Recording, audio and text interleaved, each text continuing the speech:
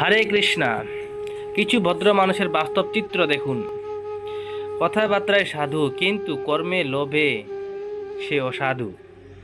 দেখুন ছাগলের প্রতি কিরকম মায়া এই ভদ্রলোকের। একটি পশুকে ছোট থেকে বড় করে খুব যত্ন সহকারে, তারপর এভাবেই জবাই করে তার প্রিয় পশুর মাংস পরিবারের সকলে রান্না করে ছিঁড়ে খাচ্ছে। আর পরিশেষে সেই ভদ্রলোক বলে, জীবে দয়া করে যেজন সেইজন সেবী সে ঈশ্বর। দেখুন কি অবস্থা। আমি তো হতবাক। আপনার কমেন্ট কি? অবশ্যই কমেন্টে জানাবেন। হরি বল।